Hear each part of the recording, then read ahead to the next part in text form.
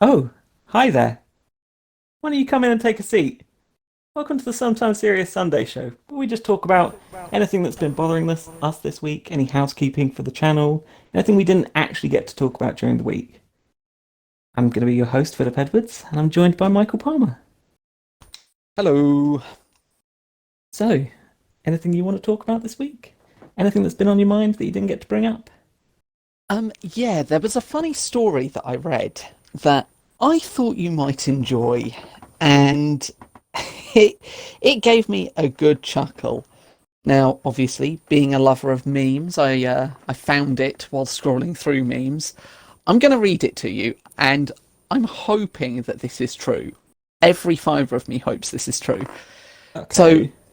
everything I read is just posted by the same person, so I will just carry on. And it's excellent. You're going to love this. They put Zoom sucks. We started having editorial meetings in Red Dead Redemption instead. It's nice to sit at the campfire and discuss projects with the wolves howling out in the night. Sometimes the game forgets that the camp exists and suddenly you're just in the dark woods with the wolves, but that's kind of invigorating. The main technical hitches we've had is that sometimes the meeting table doesn't exist for everyone, and sitting on the ground is the same button as attempting to strangle the nearest person. Still beats Zoom, though. I just ordered coffee, but it didn't get delivered. It probably went to the post office. Try rejoining the posse. Ah, that worked. Oh, it also healed my horse. Very good. So do we have the page count? Was that gunshots? Don't worry, we've got the white flag up. Can you parlay these people? They keep hog-tying me. Where did you spawn? Am I not on the map? You're miles away. Let me just kick you out from the posse and invite you again. Don't edit the shared Google Doc or switch to cinematic camera while riding a horse at speed. Since people are asking, you can't have meetings in Red Dead Redemption 2 until you've done the intro quests in online mode, which takes up to an hour depending on whether the people you get paired up with for staff training decide to sabotage your horse wrangling. Friend invite will be greyed out until you've dressed up, gone to raid the bandits, got the treasure map, found the treasure, picked up a job to steal the horses, bought the horse back, and decided what colour the saddle is. Then you can form a posse with your editorial team. A perk of this is that when you agree that the meeting is over, you can all jump on your horses and do crime or justice, which is a lot less awkward than everyone smiling at the camera while they're trying to sign off. Plus, if you do well in the post meeting, next time you might get nice mismatched chairs by the campfire and don't have to sit on the ground. Also, the landscape is amazing, so you can walk and talk, and if another posse attacks, they only get 5 minutes to fight you, which is in effect a tea break, except you don't have to pretend to make tea or agree when it happens. Anyway, the book is looking good. That's amazing. Yeah, That literally. that's oh, Oh, that's got to be true. Please, please. I am so hoping it is, just because it was so fantastic to read. The first time I read it, admittedly, it was just as I was finishing work, and I scrolled through on my way back to the station, and I was looking. I actually had to stop and laugh. It made me laugh that much. I was just like, oh no, I can't walk. It hurts. We've been playing a lot of Red Dead online lately. I really hope I just stumble across like that group.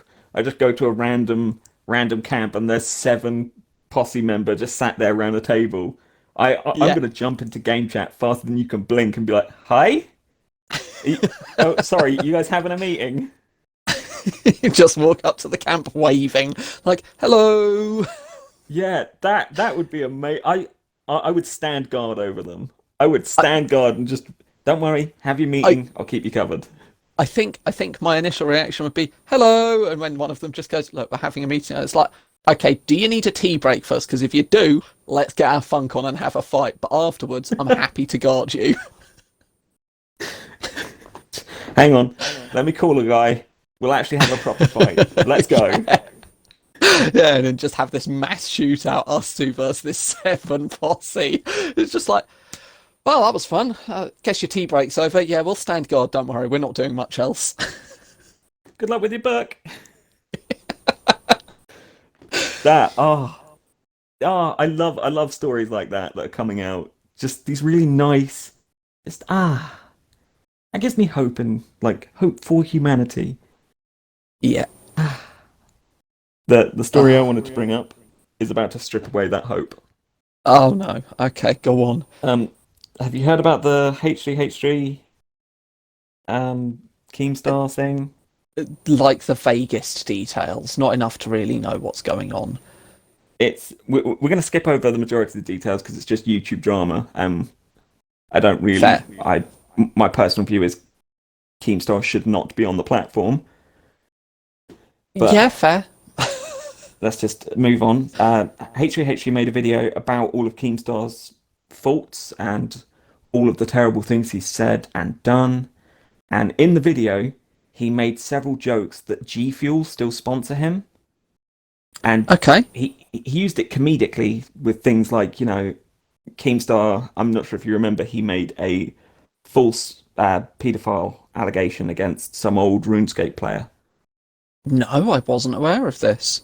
Yeah, it's almost 2 years ago now. He looked somewhat similar to a known paedophile, and Keemstar went on his channel and was like, "Oh my God, he's still streaming!" And he got so much hate, and he was immediately called out on it. And Wait, anyway, Keemstar was. yeah, Okay, good. and I was gonna say. it really ruined this old guy's life. He still gets it to this day. He still gets people going in there hurling abuse at him, sending him death threats, because Poor obviously guy. a lie spreads way faster than the truth. Yeah. And Keemstar made some vague attempts to try and patch it up, but nothing major. Yeah. So H3H3 was like, how is G Fuel still sponsoring this guy?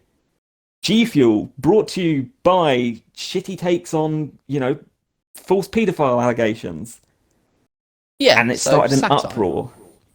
Well, yeah, he used it multiple times. It started an uproar because G Fuel actually dropped Keem. And now there's a big discussion going on about whether it should be all right for people to attack the sponsors of the person they're attacking. Um. See, my opinion of that is, in terms of what Keemstar did, then yes, because you can't endorse that behaviour. You shouldn't endorse that behaviour. Morally, it is wrong. Because all you're saying is, yeah, that's fine, we don't care. But it does cause a chilling precedent of the moment you disagree with someone, you go after their sponsors and ruin their life. Because Oh, let's be honest, if you get some bad rep, unless you're someone like PewDiePie, it could ruin you on the channel. It could just ruin your channel. You're off YouTube forever. That was your career gone. I get it. I do. But I feel like that it should be investigated first. So in the terms of Keemstar and G Fuel, it's there. It's been put out on the internet now, so it's never going to be erased. But Keemstar made those false allegations, and as such, should not be sponsored by companies because the companies don't want a bad reputation for sponsoring people who are, I'm going to say it, arseholes. You know, it's. I feel like an investigation should be done first before a sponsor decides whether to drop someone or not. Because you have to remember that if I don't know, let's use us for example. If someone attacked us but we hadn't actually done anything, then the drama surrounding that would actually bring more attention to any sponsor rather than, you know, rather than not. Does that make sense? Yes, it does. But the thing is, the sponsors are knee jerk. So the Keemstar fans, and I'm not wrong in saying that his main demographic is 12-year-olds. So they got together and formed a hate mob and attacked one of H3H3's old sponsors, Old Spice. And they just bombarded Old Spice with just hate and noise. And because they were bombarded, Old Spice did the thing that a company would do, and they went, "Whoa, okay, we're not going to sponsor him," and just backed off straight away. Because they're a company, of course they'd do that. Even though Ethan hasn't done anything wrong, but if you start that precedent, that's where it can lead. So it's See, but that I feel is the problem with the sponsors rather than with anyone else. The sponsors should actually take the time to do a quick investigation, because it doesn't take long. If someone has actually done something wrong and it's been put on the internet, it won't take long to find it. Yeah, the internet's vast, but the moment one person does something wrong, it is immortalized forever. Mm-hmm. So you can easily find it. And if it turns out that it's all rubbish, carry on sponsoring them. Yeah, I'm with you. I feel like the investigation should happen ahead of time because why was G Fuel like when a sponsor like if let's say we were going to sponsor something Yep. and we were going to put our names on that thing, we'd want to make sure it was good first. You want Yep. to make sure you actually agree with it. Some of the stuff Keemstar said over the years, it's surprising he had sponsors up until now. That this is the guy that yelled into Twitch chat, "Hey, everyone, type in Twitch chat. Alex is a stupid N word," and Oh, he's yelled that so many times I cannot count. Where he's like, "You fucking beep," and he yells it regularly. He has some horrible views, and G Fuel still sponsored him because they just made money. But it's kind of like, why didn't you look into him first and go, and now they've paid the price yeah, because someone's actually called them out on it. So why not be proactive so that instead of being called out on it and people going, "Oh, G Fuel, no, no, you went and sponsored that person, you stuck with them until you were called out. Why wouldn't you not? Why would you not be proactive and go, hey, we realise that you've just said this and you keep saying it. We're dropping you." Because that way, when someone looks at it and they go, "Hey, at least G Fuel had the common sense to drop them." well, you'd want to make a big thing of it, surely, as the company, because there's a slight miscommunication going on at the moment. We're not certain because Keemstar says he contacted G Fuel and ended their relationship. I doubt that very much. So do I. But surely, if you were the company and you were, again, we're just going to keep using Keemstar as the sample As here. yeah, yeah, So if you had your person that you're sponsoring yelling such hateful things, you'd want to make a big public show of going, "Yep, no, go away. We're not sponsoring any yeah, more of your content. You are exactly, gone." exactly. There's a huge thing I think people are missing out on. I think everyone's getting on the slippery slope argument of going, well, if we do it to Keen, then it could happen to anyone for any reason. Like the argument is, well, where does it stop? And the answer to that is somewhere. It has to stop somewhere, Yeah, and there is a line. And okay, we don't know definitively where the line is yet, but one side is black, one side is white, and there's a kind of murky grey bar in the middle. So when it gets to the grey bar, yeah, we can have deliberations and decide. But when something's in the black and it's really in the black, I kind of feel that yeah, it's all right at that point. It was all right to go after Keen's sponsors because, quite frankly, why is anyone sponsoring him? yeah, The hateful things he said about like depression, and he thinks it's just people being weak. It's not actually. There's nothing actually wrong with you. You're just weak. People who let depression define themselves are just weak. Keen, you've clearly never have had to suffer with depression, my friend, and I hope you never will.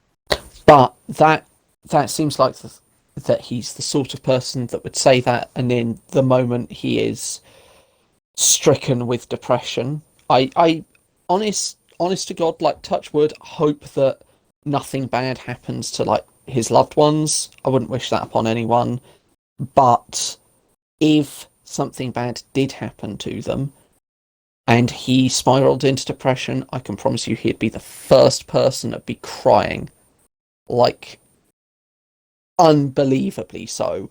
I was gonna say a phrase there, but crying Like is a okay. little female Yeah, dog. yeah, but crying's fine. But if you're gonna be this way about depression, then I'm sorry, you get no sympathy from me when it strikes you, purely because remember your own words. Yeah. You're just weak. And oh, I I don't want this entire segment to be just us ripping on Keem, but one last thing I'm going to say about him. You remember Total Biscuit?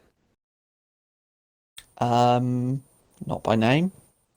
He he was kind of beloved. He did reviews. He was kind of loved in the community. He had some really good opinions, and he was diagnosed years and years ago with like terminal cancer, and he stayed being a YouTuber. He did it right up until his end. I think he died Champ. last year. It's Oh like wow. absolute Okay. champion. Um, a couple of years ago, Keemstar tweeted out directly at him because they were having a little feud, and the Twitter video is disgusting because he goes, "I can't wait to report on your death." You sicken me. You sicken me. This is a man with a family. He's got a mother. He's got a Yeah. father. He had, I think it was either a long-term girlfriend or wife.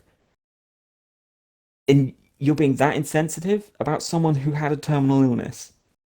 Fuck you. And no, And you're not going to need to bleep that one.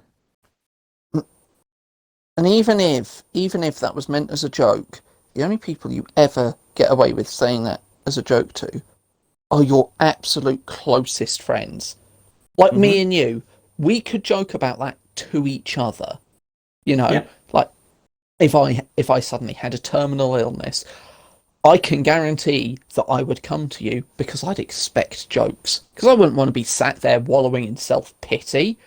I want to laugh about it, I want to live a little, make a bit of fun of it, make light of the situation, because otherwise, what else is there to do? You don't do it to people you aren't close with, though. Yep. You know, I currently have my job, where I work nights, and I have my regular customers and all that. Doesn't mean that I would ever make that joke to them. I've asked a few of them that have like been to hospital on occasion, and like, oh, what's happened to you, all of this, and I'll get into conversation. I'll wish them well. I wouldn't suddenly make light of the situation and go, well, when it's your funeral, I can promise I'll come along in the most ridiculous costume. And no, you just don't do it. You don't. Yeah. And you especially don't do it in a hate-filled way. No. You Anyway, let's stop talking about him. That there was another streamer who was caught up in the whole kind of attacking sponsors scenario that I wanted to bring up. You know Pokimane? Yes, I do. Have you heard of a YouTuber called It's a Gundam?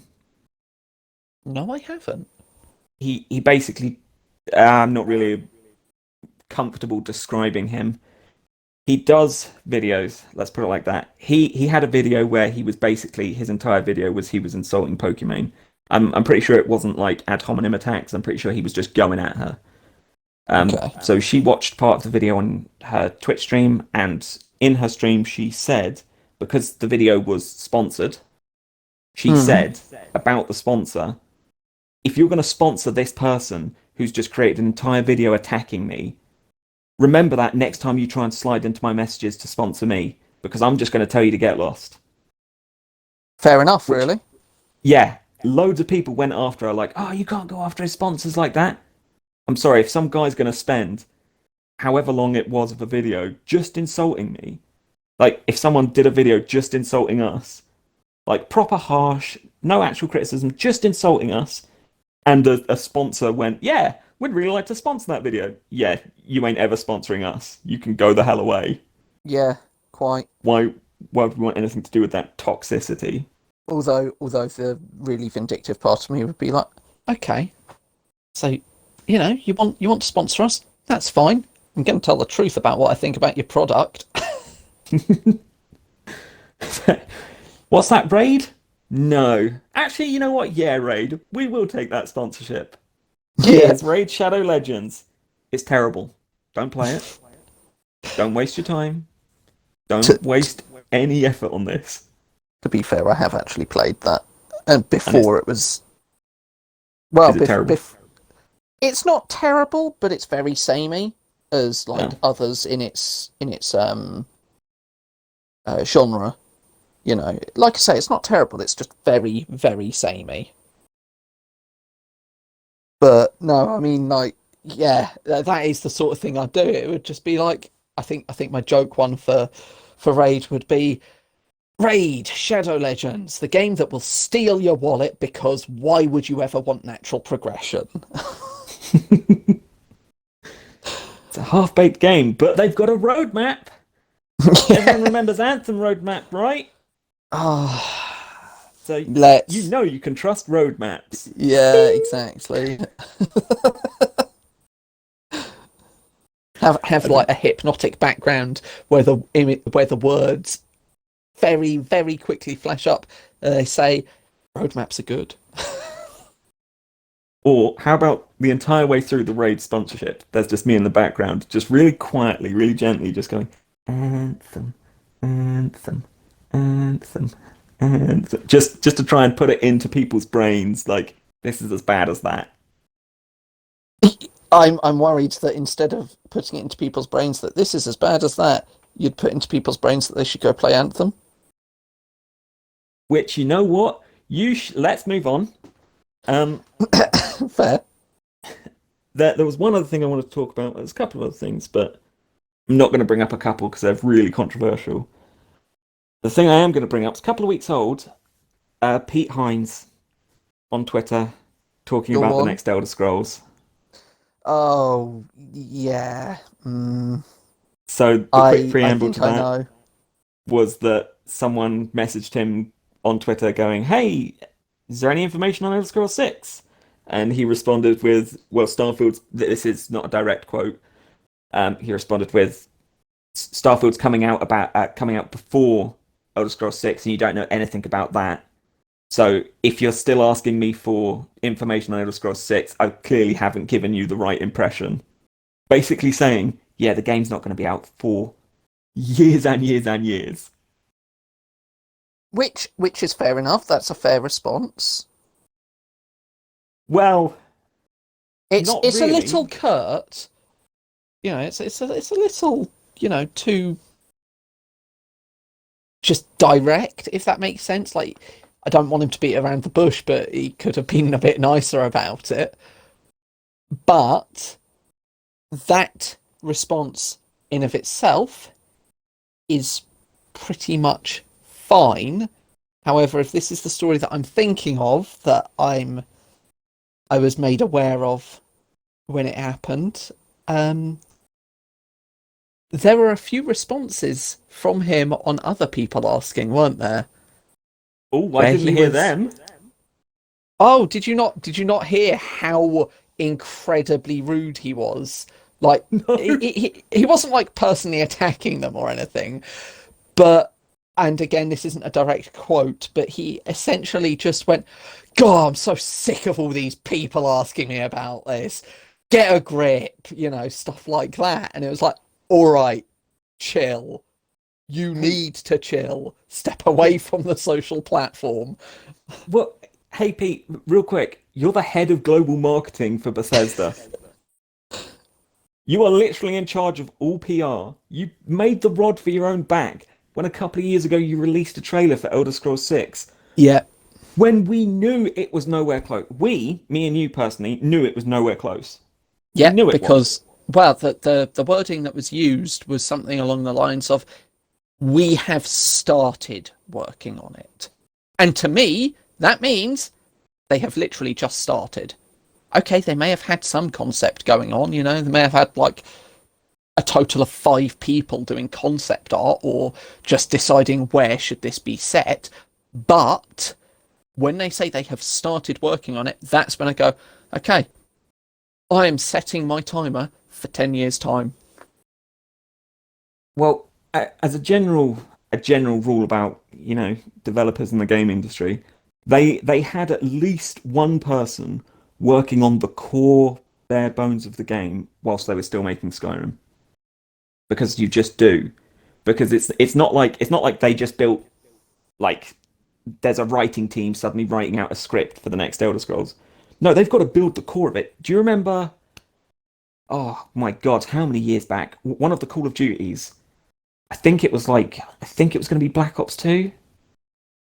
Right up until like 3 4 months before it actually released, it was going to be a Vietnam game. It Really? was, yeah.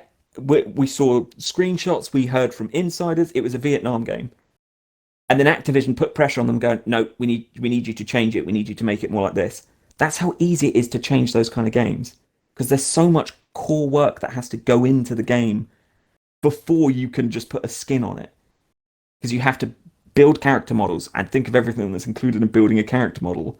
You have to do all of the animations. You have to do the skeleton wireframe. You have to have them enact with the physics of the world. You have to do what is Yeah, it? yeah. Reverse kinetic mapping for their feet on the floor, so their feet don't glitch through the floor. Everything like that before you even actually create the character model. So let's be honest. Well, Elder Scrolls 6 has been in production for 10 years already.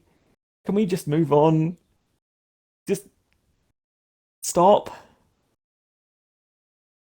please? see, but that's what worries me. It's been in production for 10 years already. Still going to be on the same engine, isn't it? Probably. Shall we save that for another video? Yeah, we'll probably do an entire video on that stupid creation engine. I did want to get it on video, recorded and put out there publicly. My prediction for the Series X. Go on. I reckon the sales for the Series X are going to be terrible at launch. And I don't reckon Microsoft cares. I reckon Yeah, because yeah, the Series X has complete parity with the Xbox One, I think they're playing the long game. They're going yeah. to get people over time. With how many studios they've purchased, they don't care if you don't buy an Xbox. Because there are rumours that Game Pass is going to switch. Imagine that. Every time you turn on your Really? Switch, there's going to be an Xbox symbol right there.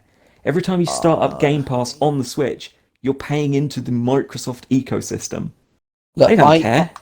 I enjoy Game Pass. I really do. I am an Ultimate member, so I've got my Golden Game Pass all wrapped into one. Same. I was a little bit savvy the moment I found out that they were going to up the Yeah. price of Xbox Live, and I managed to buy 2 years worth before they upped it, so that I don't renew until well next year actually. So I I was immediately on that. I was like, look, I'm going to save myself a bit of money and just there we go. But anyway, I I enjoy Game Pass. Okay, I haven't played every game that's on Game Pass. Not every game interests me, but there's a lot there and there's a lot to choose from. And if it weren't for the fact that I already had a massive backlog of games to play, then yeah, I'd be working my way through them right now. But I will say against it, I want to see it when I turn on my Switch. I've What? got my Switch for a very specific reason, and that reason is animal. Actually, three very specific reasons. However, one of them I don't own because I wasn't impressed by it. Animal Crossing, Legend of Zelda, and the third was going to be Pokemon, but yeah, But remember, you aren't the only person who owns a Switch. I know, The but amount of people out there I'm who just own saying. Switches but don't own Xboxes. So Microsoft's just raking in the cash from every direction. You know, Hellblade, Yeah, the next yeah, Hellblade they're Hellblade, yeah, making. that's theirs, That, isn't it? I'm pretty sure that won't be an Xbox exclusive.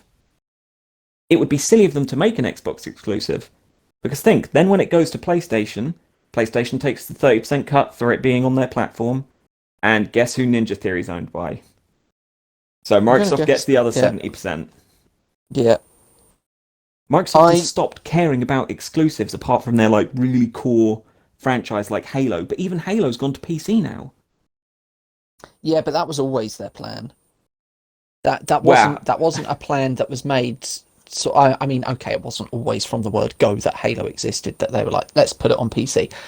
But the moment they started talking about things like Game Pass and that's when they started listening to people going, look, I'd love to play it on PC. So from the moment they even conceptualized Game Pass, that's when they'd gone Halo. That's the thing. I think it's such a long game that they're playing, and it's so Yeah, smart because they don't care about selling units of the consoles anymore no, because they don't need to. They no, have so many game companies under their banner. They crack out amazing games, that they let everyone play Outer Worlds. No, Outer Yeah. Wilds, sorry. Outer Wilds, yeah. That it one of them because one was a great indie game that was actually heavily pushed and sponsored by Xbox and should have won Game of the Year. And the other was an Obsidian title that was amazing and fantastic and also owned by Xbox and also should have won Game of the Year. I So will say this. they don't care. I will say this. I, as someone that owns a PS4, an Xbox One, and a Switch, as someone that owned a PS3, a 360, always wanted a Wii, never actually managed to get one, but I always enjoyed it when I went around people's houses. They had a Wii, I'd always play on it. I I don't care for this whole console war thing. I also don't care for the whole herder PC master race rubbish because, Hmm. quite frankly, I don't care what you play on. If you play a game that I also play and we can have a decent discussion about it, I don't care what platform you play on. You know, okay, if you play on my platform, excellent. You know, hit me up. We'll play a game together. It'll be great. If you don't, we can just share in like, oh, have you seen this bit of this game? Have you done this? It's all just fun. We can all enjoy games together regardless what platform we're on. But I will say this. I have previously paid for PS Plus, which is their version of Xbox Gold. And you know how with Gold you get your free games per month? Yep. They rotate and PlayStation does the same. Well, when you stop being Gold, do you get to keep those games? Do you get to keep and play them? No. Do you not? As long as you renew your gold within 1 month of it ending, if it goes past a month, you don't actually own them. You don't own them. No, it Okay. was a real sneaky thing they did when they Ah, changed it. cheeky. Yep. Cheeky. So they're the same on that. But here's the difference. Game Pass and what's it called? PlayStation Home? Something like that? PlayStation's equivalent of Game Pass? PlayStation Now? PSN? No, because that's I PlayStation Network. I'm pretty sure it's called the PSN. Either Whatever it is, way, yeah, they're equivalent. either way, with Game Pass, you download the game and you can play it. Hmm. It's there, you play it. With PlayStation, as far as I'm aware, because I never utilized it, but as far as I'm aware, you stream it. Ew. Now, yeah, now compare that. I'm sat here sitting pretty with my internet usually. I mean, I'm guaranteed over 150 megabits per second. The highest I've hit is about 280, 290, somewhere around there. Almost fast enough to play on Proper. Stadia. Why would I? But proper decent internet, especially given the fact that fiber is still pretty new in my area. And I'm sure that I could go ahead and stream those games, no problems. But why would I run that risk? Why would I go for the inferior product? I'm well aware that this could start like a whole console war thing again. That's not what I'm going for. But I really feel that if Sony want to keep up with where Microsoft, where Xbox are going with it, they've got to make it a download thing. They have to. Well, they're already lagging behind. The PlayStation's version of Game Pass came out years before the Game Pass did, and Game Pass already has 10 times the number of subscribers. But an argument for that could be Game Pass waited. They saw what was wrong and they did the right thing instead. It's always a risk. When you're the first one to do Yep, something, it's always a risk. but they are different ecosystems. So someone who owns a PlayStation isn't getting Game Pass. So PlayStation could now suddenly go, okay, so that's how you do it right, and just change. But they haven't. But again, that is getting very console war, and I'm very much like you. I want as many people to experience as many games as possible. I think exclusives is actually a dead thing. I think that's going to die off in the next 10 years. There I might still be some hardcore exclusives that are held because, Sony doesn't want to Halo, give up theirs, God and of War.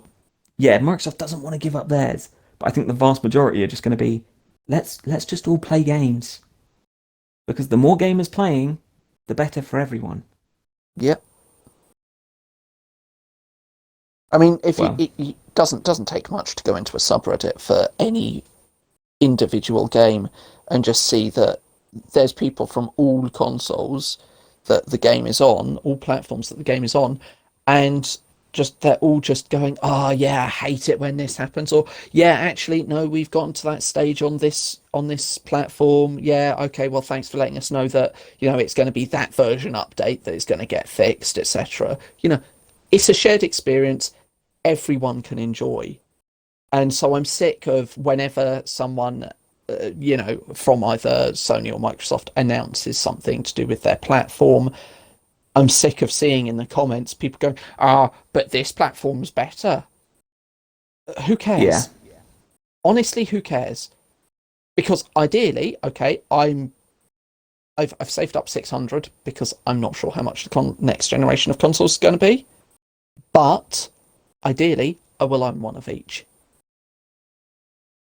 Uh, PlayStation's price is looking to be stupidly high. Xbox, I reckon, will deliberately make a massive loss because they just want to. They know it's not going to be a big thing because how many people are going to stick with the Xbox One just Yeah, purely because there's complete parity. I won't be picking up a Series X for a couple of years just because that's I fine. won't. That's fine. But Whereas I want to, well, yeah, so I the thing will. is that they've got complete parity between them. So any game that comes out on the Series X, I'll be able to play, and Yeah, there'll be no difference, which I think is actually really amazing for Microsoft to do. yeah, It's just it's gonna hurt them with sales. So that's my prediction. You heard it here first. It will fail at launch, and the amount of people who are going to come out going, see, PlayStation sold way more. Xbox has lost.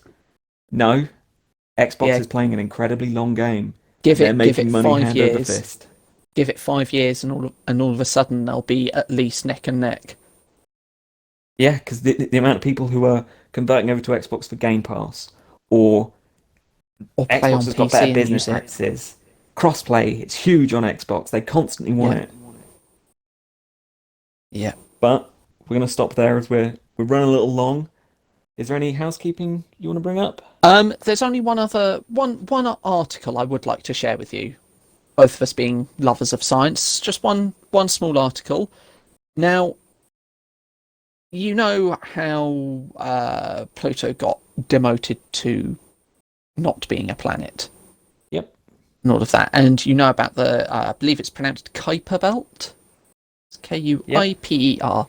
Yeah. So the Kuiper Belt, the objects in the Kuiper Belt, seem to have a bit of a weird orbit, and they being the wizards, no, they being the scientists, um, reckon that this mysterious planet Nine is having some effect on it, and they've tried their usual forms of seeing what's happening, and it's not working.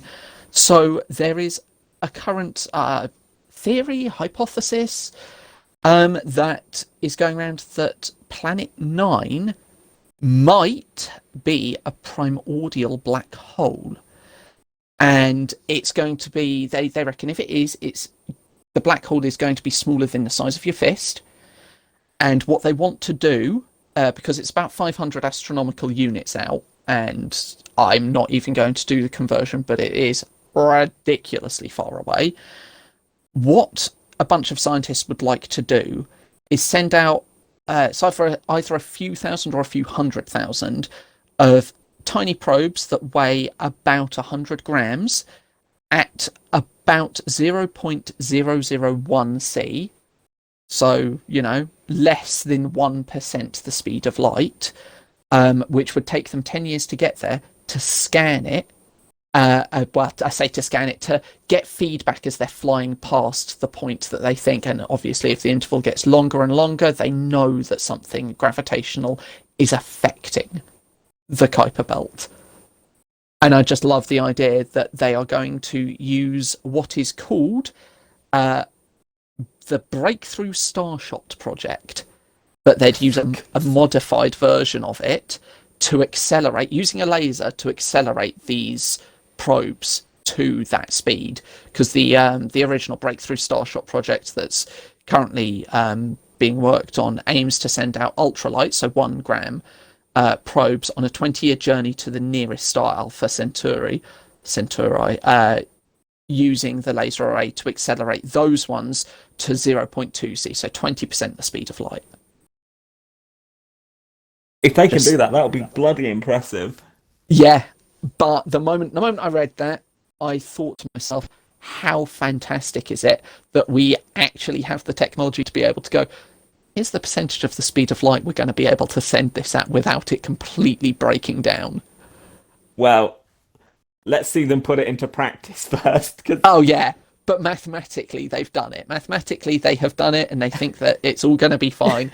It's just, this is why science needs more funding.